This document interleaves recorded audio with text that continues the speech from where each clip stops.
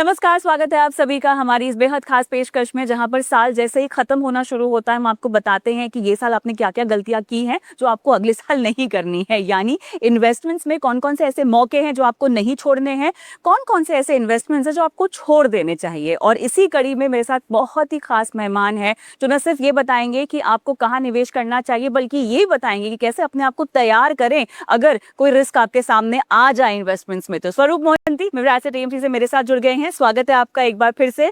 साल की शुरुआत आपसे होती है, साल का अंत भी इन्हीं के साथ होता है। साल की शुरुआत में इन्होंने कहा था कि बटोरो, है ना, एलोकेशन वाला साल है, जितना हो सके खरीदने की कोशिश करो। अब जिन्होंने नहीं खरीदा होगा तो बस में सो गए।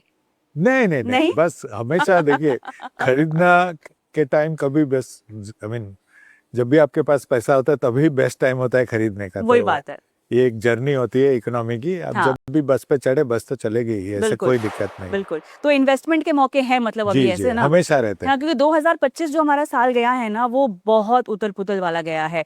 स्पेशली ट्रम्प साहब रोज सुबह उठ के नया बयान दे देना, ठीक है, ट्रेड टैरिफ के चक्कर में जो पॉलिटिकल टेंशन हमारी अलग चलती रही है। अच्छा, उस बीच हमारे इन्वेस्टर्स ने जम के एसआईपी की है ना। हर महीने हमने रिकॉर्ड हाइज देखे हैं, डीमैट अकाउंट हमारे बढ़ते हुए दिखाई दे रहे हैं। तो बहुत कुछ अच्छा भी हुआ है हमारे घरेलू फ्रंट पे। लेकिन ये अच्छा क्या उतना अच्छा है कि बाकी सब ट्रिगर्स को, नेगेटिव ट्रिगर्स को नलिफाई कर दे?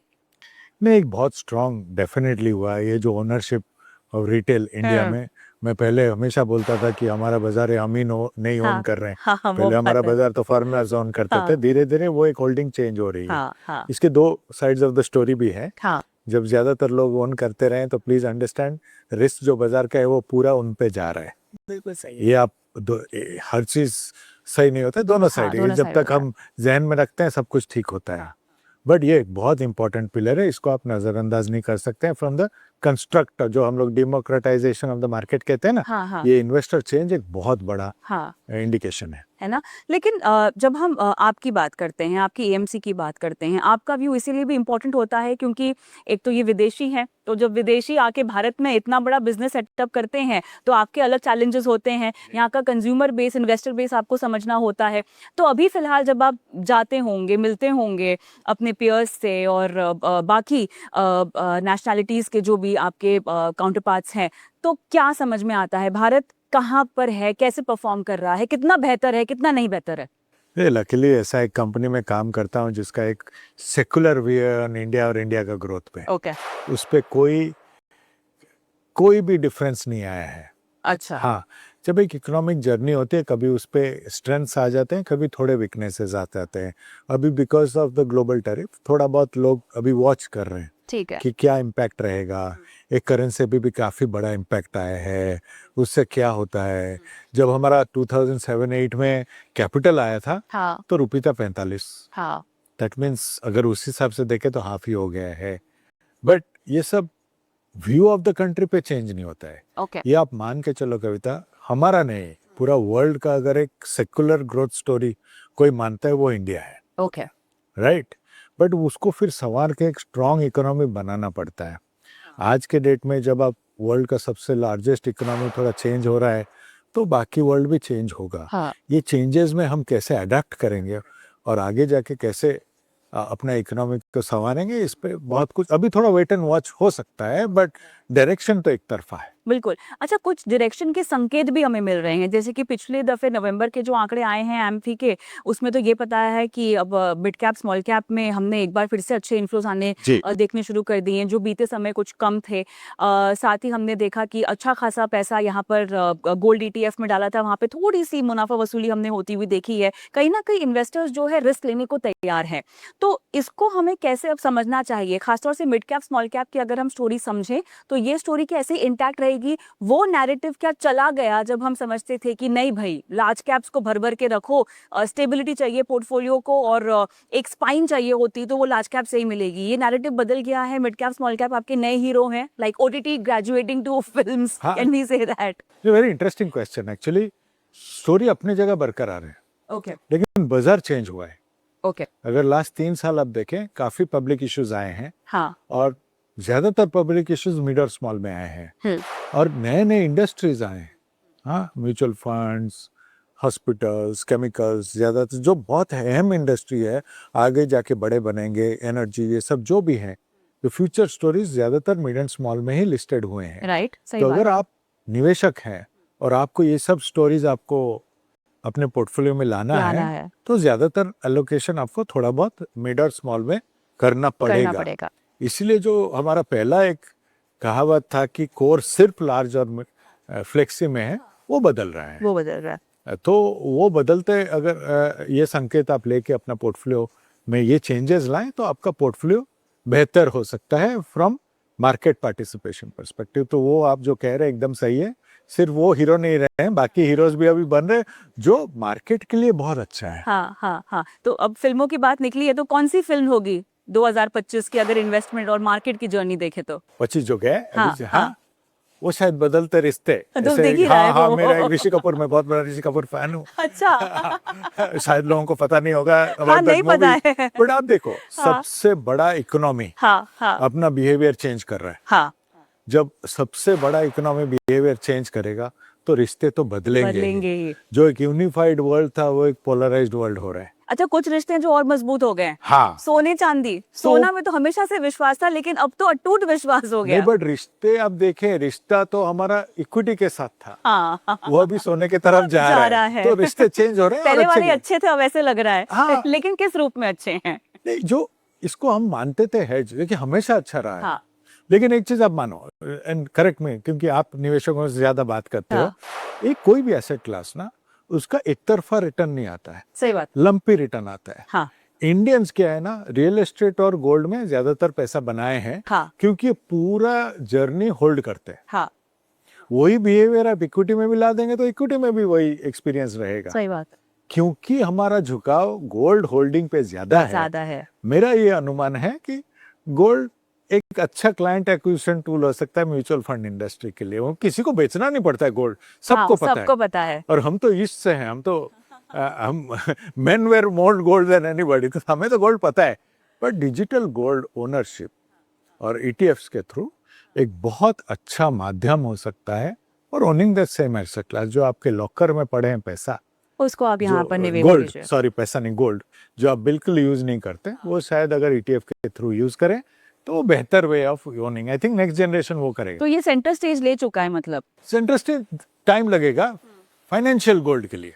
ओके। गोल्ड हमेशा सेंटर स्टेज था। एग्जैक्टली, हाँ, वो तो था। बट फाइनेंशियल गोल्ड के लिए एक शुरुआत है। ओके। और आज के डेट में जब आप world gold reserve is higher than dollar reserve, यही आंकड़ा मान के चले, और ये पोलराइजेशन ऑफ द वर्ल्ड में मुझे नहीं पता इक्विटी के लिए क्या ट्रिगर होगा, बट ये डेफिनेटली पता है कि 2026 में सोवरेन गोल्ड खरीदेगा।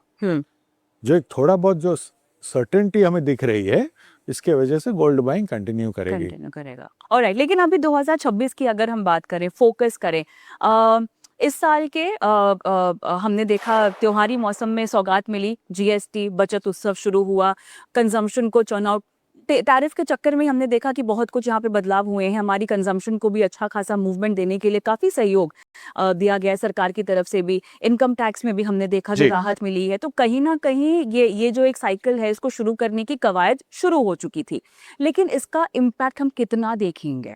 मेरे हिसाब से 2026 में देखेंगे। राइट, क्योंकि एक इन्फ्लेशन एक कंट्रोल में है। जो सबसे बड़ा एक स्पेंडिंग के अगेंस्ट में होता है, वो इन्फ्लेशन। सही बात है। और पूरा इकोनॉमी पे सबसे बड़ा असर इन्फ्लेशन कंट्रोल रहने पे होगा। बजट पे काफी राहत पड़ता है। गवर्नमेंट को कम पैसा खर्चा करना पड़ता है ये सब संभालने के लिए। तो वो जब एक माइंड फ्री हो जाता है, तब पब्लिक खर्चा करता है।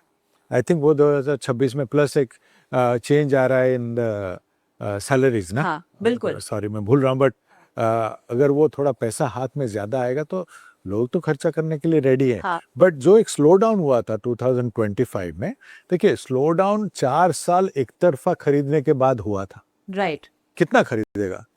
राइट। सो वो एक ब्रीजर लिया था। मेरे हिसाब से थोड़ा बहुत कम बैक हम 2026 में देख सकते हैं। बजट से बात यहाँ पर याद आई, कुछ खास उम्मीदें आपको लगता है कि बजट में कुछ बड़ा होने को लेकर आसार हैं? बहुत सारी इंडस्ट्री रिप्रेजेंटेटिव्स गई हुई हैं, जहाँ पर इंडेक्सेशन की बात हुई है, डेट पर, और ये सब चीज़ें जो डिस्कस होती है हमेशा एसटीटी को लेकर। आपकी कोई स्पेसिफिकली डिमांड जो आपको लगता है कि बजट में एड्रेस होनी चाहिए? मैं तो बजट एक one more event in the journey of India मानता हूँ। हाँ। जो ब्रॉड एक जर्नी था ऑफ इंफ्रास्ट्रक्चर फोकस, अभी जो एक डिजिटल इंफ्रास्ट्रक्चर फोकस पे भी काफी कंसंट्रेशन था, वो कंटिन्यू करेगा। पर्सनल इसको हम हमेशा पर्सनल टैक्स के तरफ ले आते हैं। नहीं, वो अभी I think I have no expectation, जो है ठीक है, वो है ठीक है। अब क्या क्या थीम्स आपको लगता है कि चल पाएंगी? ठीक है, कंजम्पशन आपने कहा कि हम चलता हुआ देखेंगे बिकॉज उसका इम्पैक्ट अब ज्यादा पकड़ेगा, जो कंपनियों के मार्जिन पे जो दिखाई देगा वो अब दिखाई देगा। लेकिन इसके अलावा और क्या कुछ चल सकता है? जो नहीं चला है, क्या वो चलने की अब उम्मीद ज्यादा है, या जो चलते हुए आए थे वही चलेंगे? मेरे हिसाब से निवेशक के तरफ से तो जो नहीं चला है वो ज्यादातर ओन करने की कोशिश करूंगा। अच्छा। देखिए, बाजार में दो तरीके के लोग होते हैं। हाँ। एक बायर होता है, एक सेलर होता है। हाँ। सेलर चाहता है कि बाजार ऊपर जाए, तो जो चल रहा है वो चले तो मैं बेच दूं। हाँ। बायर चाहता है कि बाजार और थोड़ा गिरे तो मैं खरीदूं। जो गिरे हुए हैं उनको अगर आप खरीदेंगे लॉन्ग टर्म में, साइकिल में आप अच्छा कैच करेंगे। बाजार अभी तक इन्वेस्टर्स का बिहेवियर वो नहीं दिखा रहा है। ओके। बिहेवियर दिखा रहा है कि जो लास्ट 1 ईयर परफॉर्म किया था वही खरीद रहे हैं। वो चेंज होना पड़ेगा। अच्छा।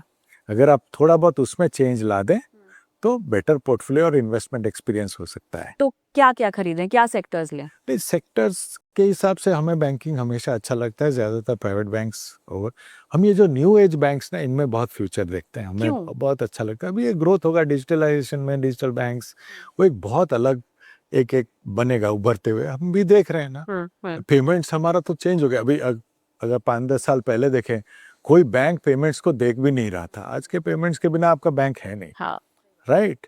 तो वो एक हमारा एक हेल्थ केयर हमारा फेवरेट रहता है। हेल्थ केयर में फिर क्या में होगा? हमें हॉस्पिटल्स अच्छे लगते हैं। ये एक अनऑर्गेनाइज से ऑर्गेनाइज सेक्टर जो चेंज हो गया, डायग्नोस्टिक्स, वो भी हमें अच्छे लगते हैं।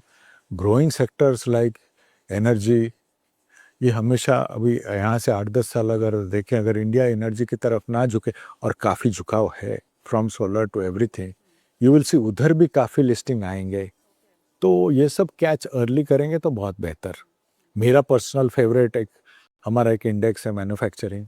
इंडिया शुरुआत कर रही है एक जर्नी मैन्युफैक्चरिंग, वो लेके बैठ जाए तो 8-10 साल में अगर कंपेयर ना करें चाइना के साथ, अपना ही जर्नी अपने से कंपेयर करेंगे ना, तो एवरी ईयर आपको ग्रोथ दिखेगी इसमें। तो काफी लॉन्ग टर्म थीम्स पकड़ रहे हैं हम, जो सेक्टर्स आपने मुझे बताई है। मतलब हम जानते हैं कि हमेशा से थोड़ा सा इनोवेशन की ओर झुकाव रहा है, हमेशा से कुछ नया देने की कोशिश रही है एएमसी की, लेकिन अब की बार जो थीम्स आप प्ले कर रहे हैं वो बहुत लंबे समय के लिए स्ट्रक्चरली बदलते रिश्ते। हाँ।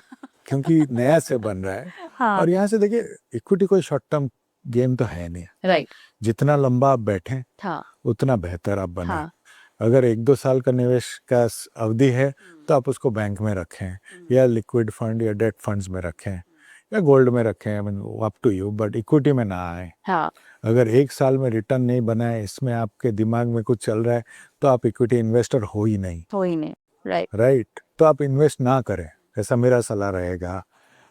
बट अगर लंबा रहें, कंट्री बहुत ही सिंपल कंट्री है, एक ही कंट्री है जो 8-10 साल में इकोनॉमी डबल करेगा। अगर आप बैठ जाएं तो आपका ये इकोनॉमी के हिस्सा में रह जाएंगे। और अगर आप कोई भी फंड मैनेजर के पास आए, ये इतना कॉम्प्लिकेटेड इकोनॉमिक जर्नी में 60-70 अच्छे स्टोरीज देने का क्षमता सब फंड मैनेजर्स रखते हैं। लेकिन फंड मैनेजर पे भरोसा रखें, फंड मैनेजर पे फंड मैनेजर ना बने। ये अच्छा है, फंड मैनेजर पे फंड मैनेजर ना बने। तो चलिए, हम समझ गए कि अब लार्ज कैप के साथ साथ मिड कैप स्मॉल कैप भी सेंटर स्टेज ले चुके हैं, लेकिन पार्टिसिपेशन कैसे होगा? पैसिव्स का पोर्टफोलियो आपका बहुत बड़ा है, ईटीएफ का पोर्टफोलियो आपका बहुत बड़ा है, कहाँ ज्यादा झुकाव आता हुआ हम देख रहे हैं अब? देखिए, ये हर एक इन्वेस्टर का अपना अपना एक नजरिया होता है। जैसे मेरा अगर अभी भी मैं अपने पोर्टफोलियो की तरफ देखूं, तो मैं इंडिया एक बहुत इंटरेस्टिंग इन्वेस्टिंग इन अपॉर्चुनिटी है मेरे लिए। इन्वेस्टर के लिए अभी ना आप बहुत क्या कहते हैं, लकी हैं कि आप इंडिया में आप इन्वेस्ट कर रहे हैं। आपका इक्विटी स्ट्रक्चरल ग्रोथ है, और इक्विटी में अगर दो तरफा करूं, इनफ फंड मैनेजर्स हैं जो आपको अल्फा देंगे। At the same time enough product managers हैं जो आपको अच्छे अच्छे आइडियाज दे रहे हैं। मिश्रण करें तो बहुत बढ़िया इक्विटी पोर्टफोलियो बनेगा। इंटरेस्ट रेट से एक ऐसे माहौल पे पहुंचे हैं कि अगर 8-10 साल ये करेक्शन नहीं हुआ तो कंट्री का एक डिफरेंट इम्प्लीकेशन रहेगा। तो interest rates will get corrected. तो थोड़ा बहुत आप उनको एक लॉन्ग डेट भी अगर देखें, तो मुझे तो हमेशा लॉन्ग डेट अच्छा लगता है। अगर आप एफडी की तुलना हमारे लिक्विड फंड रिटर्न से भी करें, आंसर आपके सामने है। तो पोर्टफोलियो एलोकेशन करें तो बेहतर है। गोल्ड आपको बहुत अच्छा लग रहा है, बिल्कुल। तो पॉइंट इज ऐसा रेयर एक मौका आता है कि सारे ऐसे क्लासेस में अपॉर्चुनिटी मिलते हैं। हाँ। बट आप अपना रिस्क प्रोफाइल डालें, गोल्ड डालें और एक मिश्रण करके एक अच्छा पोर्टफोलियो बने तो आपके लिए बेहतर। हमारा काम है आपको अच्छा प्रोडक्ट देना, और इक्विटी के तरफ में थोड़ा बेंचमार्क बीटिंग करके देंगे एक्टिव में, तो दैट इज़ आवर ऑब्जेक्टिव। आज के डेट में सारे फंड्स एक साल में अभी थोड़ा करने लगे हैं क्योंकि हमारा साइकिल वापस आया है। पैसिव्स में हमारे ट्रैकिंग एरर और लिक्विडिटी एकदम बरकरार है, तो और अच्छे अच्छे आइडियाज भी आ रहे हैं। हाँ। बट सबका रिस्क टेकिंग एबिलिटी के हिसाब से पोर्टफोलियो बनता है, इसलिए वर्ड कहते हैं पर्सनल फाइनेंस, सबका पर्सनल होता है। बट पॉइंट इज मार्केट में आपके लिए आपका पोर्टफोलियो है, थोड़ा उस पर आप ध्यान रखें, और जो चेंजिंग रूल्स आ गए हैं बाजार में, अपना जो बायस है उसको पीछे छोड़ें और नए से पोर्टफोलियो बनाएं तो बहुत बेहतर होगा। नया से बनाना नहीं पड़ता, ये थोड़े जो फैक्टर्स हैं आप थोड़ा ऐड कर दें। गोल्ड को हेज ना समझें, ज्यादा थोड़ा एलोकेशन मिड एंड स्मॉल के लिए बढ़ाएं, एंड डेट को थोड़ा ठीक ठाक रखें। तो 8-10 साल में ये कंट्री का जो ग्रोथ है वो आपके पोर्टफोलियो में आने का बहुत बहुत एक अच्छा संभाव है।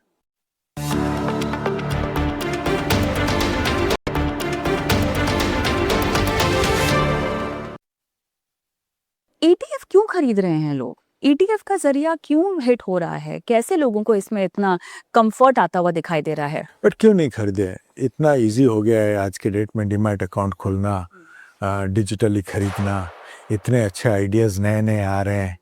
प्लस लोगों का ये है, देखिए कविता, जब हम एक्टिव मैनेजमेंट की बात करें, एक एंडेवर रहती है पोर्टफोलियो की पोर्टफोलियो बेंचमार्क आउट परफॉर्म करें। ये पोर्टफोलियो आउट परफॉर्मेंस के साथ ही अंडर परफॉर्मेंस का भी रिस्क रहता है, राइट? समबडी विल से कि मुझे ये रिस्क नहीं चाहिए, मैं सिर्फ बाजार ओन कर लूंगा। अच्छा स्वरूप, तुम बोल रहा है कि 8-10 साल में इकोनॉमी चेंज डबल करेगा, वो तो इंडेक्स भी डबल करेगा या कुछ भी जाएगा, वो मैं ओन कर लूंगा। तो एक इंडेक्स इन्वेस्टिंग या ETF इन्वेस्टिंग का बहुत एक बड़ा टेकर है। प्लस मैं एक इंडिया में बहुत सबसे बड़ा एडवांटेज है, जैसे यूएस आप देखें ना, वो पहले इंडेक्सिंग से ETF गया, ETF में कुछ फैक्टर्स बनाए, फिर कुछ बना। India has this big advantage of choosing.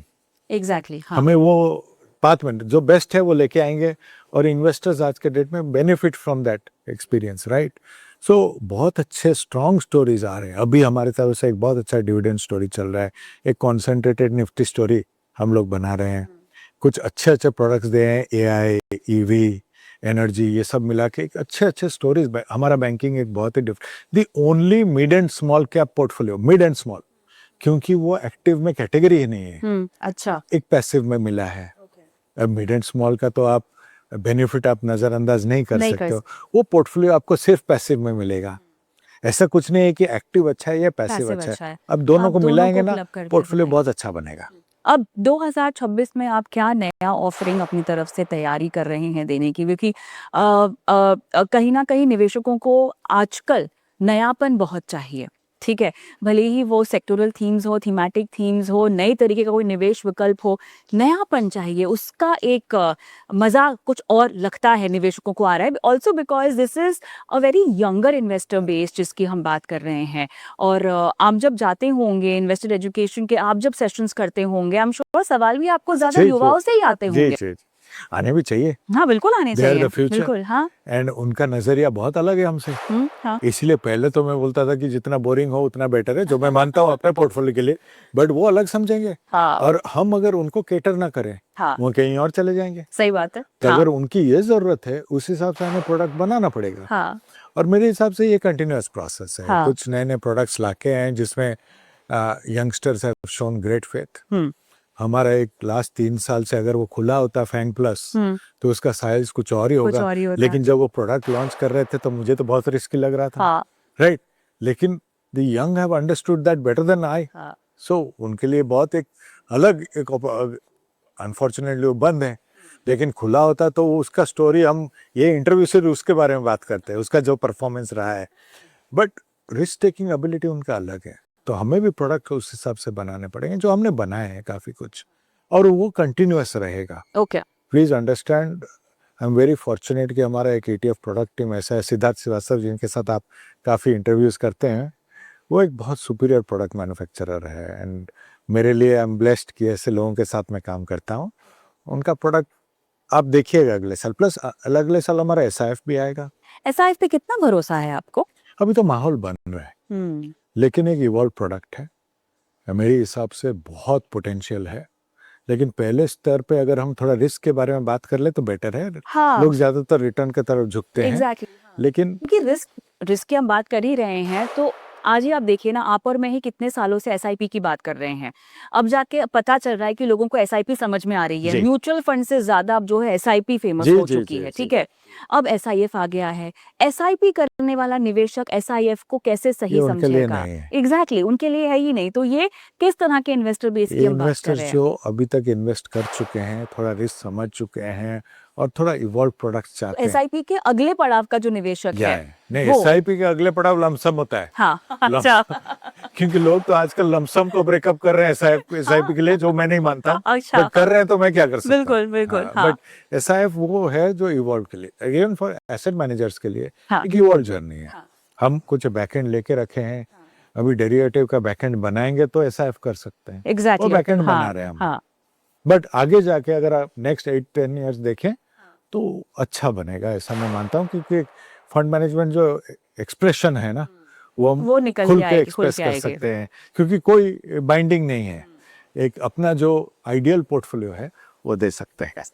तो दर्शकों को आप बताइएगा कि कौन सी 3 बातें जिनसे वो दूर रहे 2026 में? एक तो पास्ट रिटर्न से दूर रहे। अच्छा, राइट, कंप्लीटली। जो लास्ट अच्छा हो बुरा हो छोड़ दो। जो लास्ट 3 ईयर 5 ईयर रिटर्न नहीं देख के चूज करेगा या करेंगी, उनका शायद पोर्टफोलियो बेटर बनेगा। क्यों मैं कह रहा हूँ, मैं थोड़ा समझाता हूँ। ज्यादातर अगर आप निफ्टी 50 की जर्नी देखें, ब्रॉडली इंडिया में 4-5 साल में अगर एवरेज में ये डबल करता है। एक कोविड के टाइम में हमें बहुत एक अबनॉर्मल बेस मिला, तो एक बिहेवियर चेंज हो गया। वो बिहेवियर को आपको कंप्लीटली नजरअंदाज करना पड़ेगा। एक रिवर्सल टू मीन होगा। अच्छा, तो अगर वो पहले ना जान लें तो आपका पोर्टफोलियो और या स्कीम सिलेक्शन गलत हो सकता है, इन्वेस्टमेंट एक्सपीरियंस विपरीत जा सकता है, ऐसा मैं मानता हूँ। तो पहले तो पास्ट रिटर्न अपने नजर से हटाएं। ये देखें कि कंट्री का फ्यूचर कहाँ कहाँ बैठा है और उस हिसाब से पोर्टफोलियो बनाएं। अगर खुद कर सकते हैं तो ठीक है, लेकिन प्रोफेशनल्स हैं मार्केट में जो इसमें हेल्प कर सकते हैं। लेकिन प्रोफेशनल से भी पूछे कि पास्ट रिटर्न पे सजेस्ट हो रहा है या फ्यूचर पे सजेस्ट हो रहा है, क्योंकि रूल पूरे चेंज हो गए हैं। बिल्कुल, ये हमने डिस्कस किया है। नए जो उभर के आ रहा है, इसको आप नजरअंदाज नहीं कर सकते हैं। Broad basing equity portfolio, importance of commodities और डेट, इनको मिला के पोर्टफोलियो करें, ना कि एक एसेट क्लास। फाइनली एक मैट्रिक एसेट क्लास में ही आगे जाएगा दुनिया। वो आप जब तक नहीं समझते हैं तब तक आप बायस्ड रहेंगे, और जितना आप बायस डिस्ट्रॉय करेंगे उतना बेहतर बनेगा पोर्टफोलियो। तो बदलते रिश्ते के बाद अब 2026 की फिल्म क्या होगी? नया दौर, ऐसा मैं मानता हूँ। पूरा सब कुछ चेंज हो चुका है, और मैं भी जितना हम लोग जानते हैं। कविता, आप भी, मेरा क्या, अगर मैं बोलता equity is a growth asset class, कोई प्रॉब्लम नहीं था। मैंने क्या बोला, equity is the only growth asset class. अब जब गोल्ड आउट परफॉर्म कर रहा है इक्विटी को 10 साल में, तो जब जो कुछ मैं बोला शायद गलत था। राइट, तो इसलिए उसको आपको जहन में लेना पड़ेगा। और ये सब जो चेंजेस हैं, अगर पोर्टफोलियो में थोड़ा ले आए तो पोर्टफोलियो बेटर बनेगा। आखिरी सवाल, उसके बाद मैं आपको जानने दूंगी, नए साल का रेजोल्यूशन क्या है? पर्सनल? अब पर्सनल वही है, रीड मोर, मीट मोर, हमारा तो हमेशा बोलता है। आप कुछ नया नहीं करोगे अब की बार? क्या बोरिंग ही लाइफ है, उसको जितना कंटिन्यू कर सके अच्छा है। बट नॉलेज सीख करूंगा, नया नया कंट्रीज देखूंगा। अभी मैं चाइना होके आया हूँ, और जो देखा तो मेरा दिमाग ही खराब हो गया। सो ऐसा एक डिफरेंट कंट्री अगर देख सकूं तो हमेशा वही चलता है। चलिए, all the best and happy new year आपको और सभी दर्शकों को। उम्मीद करते हैं कि इस चर्चा में से बहुत कुछ समझ में आया हो। कम से कम अगले साल कैसे अपने इन्वेस्टमेंट्स के लिए आगे बढ़ना चाहिए और कौन सी नई फिल्म देखनी चाहिए अपने इन्वेस्टमेंट्स की, उसके लिए आपको टिप्स मिले हों। दीजिए इजाजत और नए वर्ष की आपको ढेरों शुभकामनाएं। नमस्कार। Thank you, wish you very happy new year.